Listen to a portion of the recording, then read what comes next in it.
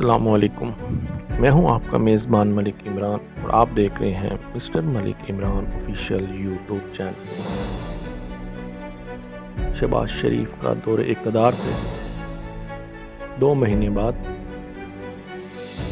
انہوں نے اپنا ایک 2022 اور 23 کا سالانہ بجٹ پیش کر دیا ہے۔ اس بجٹ میں عوام کے لیے کتنی مراعات ہیں اس پر بات کی جائے گی، اور ساتھ حکومتی ارکان، بڑا ادارہ ہمارے پاس جو آرمی کا، اس کے لیے کتنے پیسے مخصوص کیے گئے۔ اس کے علاوہ ٹیکس کے لیے کیا طریقہ استعمال کیا گیا ہے کہ ٹیکس کلیکٹ کیسے کرنا ہے عوام کی جیبوں سے۔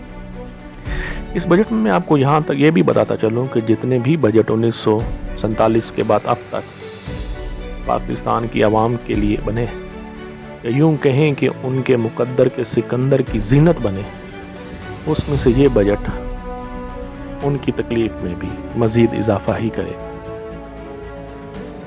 مجھے یہاں پر یہ بات شرم سے کہنی پڑ رہی ہے، 4 سال سے رونے والے شہباز شریف، مریم نواز اور نواز شریف کی قیادت کے لوگ عوام کے نام پر، مہنگائی مارچ کے نام پر عوام کو جو بے وقوف بناتے رہے، 2 مہینے میں آتے ہی انہوں نے عوام پر ظلم گرا دیا۔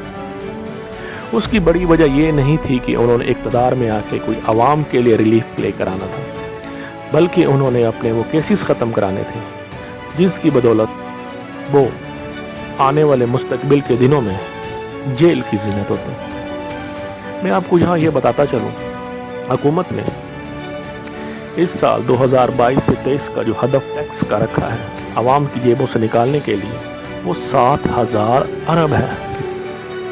7,000 ارب اگر دیکھا جائے تو یہ ٹیکس عوام کی جیبوں سے کیسے نکالا جائے گا؟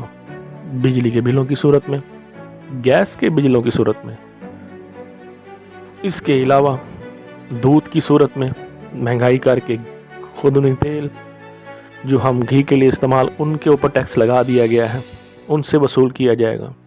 اس کے علاوہ آٹا، دال، چینی، سب پر یہ ٹیکس لاگو ہوگا۔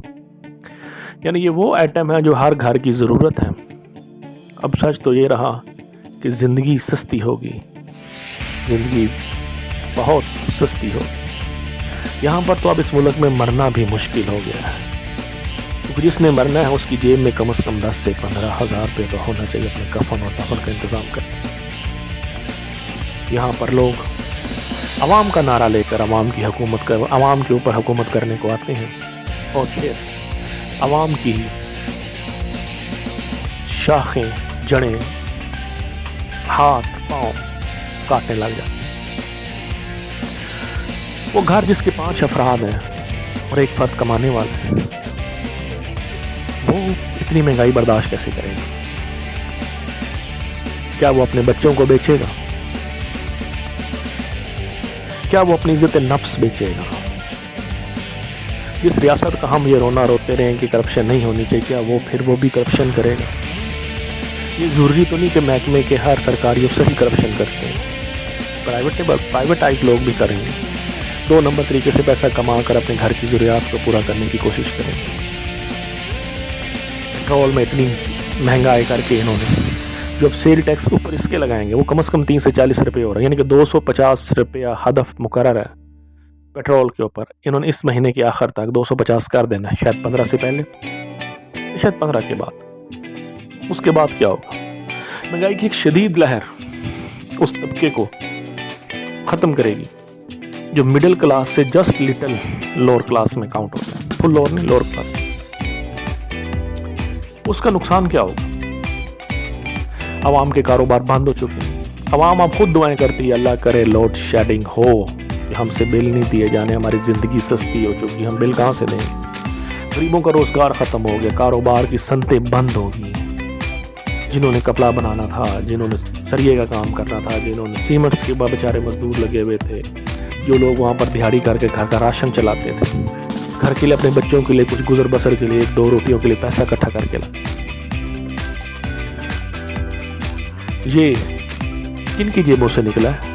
عوام کی جیبوں سے 7,000 ارب روپیہ عوام دے گی انڈائریکٹ. ہر بندہ 22 کروڑ عوام میں سے اس وقت 1785 روپیہ فی بندہ ٹیکس دے رہا ہے.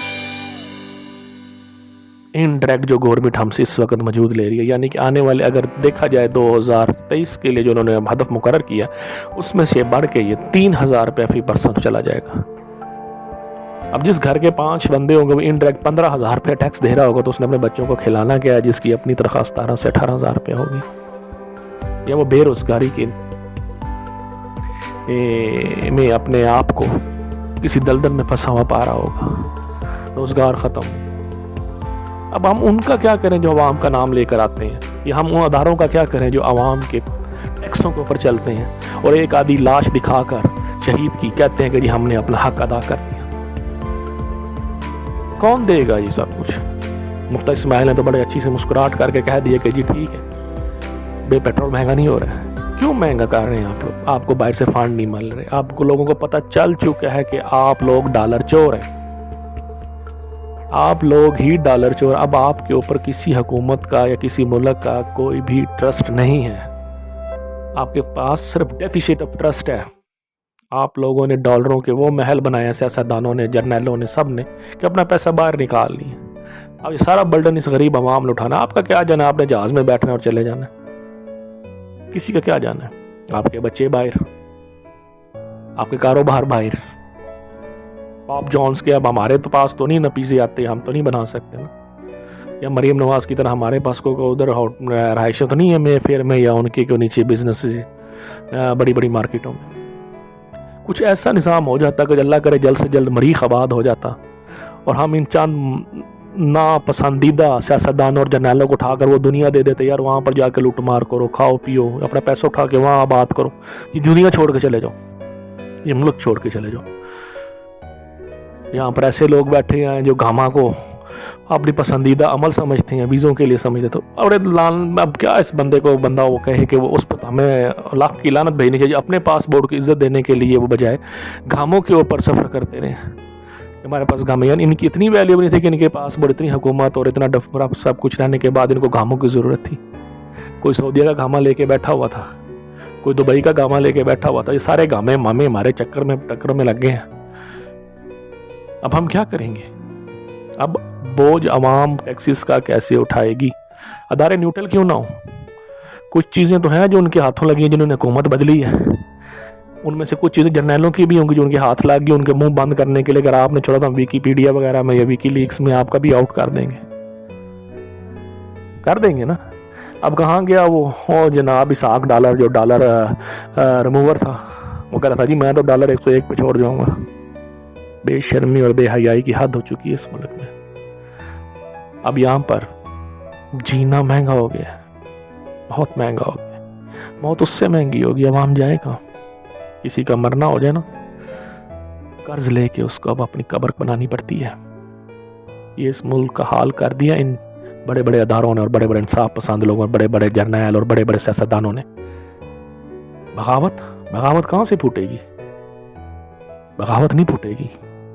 اس کا حال شام جیسا ہوگا، اس کا حال عراق جیسا ہوگا، اس کا حال لیبیا جیسا ہو جائے گا. کیونکہ یہاں پر سب بھاگنے والے ہیں، جن کے بارسات سے بچے باہر، اپنا سب کچھ باہر. انہوں نے اس ملک میں کیا کرنا ہے؟ ہم لوگ تو صرف ایک پاگل شخص کی مثال ہیں، ایک پاگل شخص کی تصویر کہ ہمارے چہروں پر جو اثرات نظر آتے ہیں. یہ امیر لوگ ہمیں دیکھ کر پاگل کہتے ہیں، پاگل ہیں، پاگل. عوام کو پاگل کہتے ہیں. ان کے لیے ہماری زندگی ایک پاگل خانہ ہے. اگر پاگل خانے ملک میں اور نہ بنائے جاتے یا اور بہا دیے جاتے تو پھر ہم سب لوگ پاگل خانوں میں ہوتے. یہ تو اچھا ہے انہوں نے پاگل کر کے ہمیں گھر میں بند کر دیا. بہرحال میرا ٹاپک صرف بجٹ پہ یہ تھا کہ ہر چیز مہنگی ہوگی، دال، گھی، سبزی، ہر چیز اس بجٹ میں مہنگی ہوگی، کیونکہ انہوں نے آپ سے 7,000 ارب روپیہ اس سال وصول کرنا ہے. اب آپ کی مرضی ہے، آپ نے حلال طریقے سے کمانا ہے کہ جس طریقے کے پہ یہ لگے ہوئے آپ نے اس طریقے سے کمانا ہے. اللہ آپ کا حامی و ناصر ہو. میں ہوں آپ کا میزبان ملک عمران اور آپ دیکھ رہے ہیں mister Malik Imran official YouTube channel. اللہ حافظ.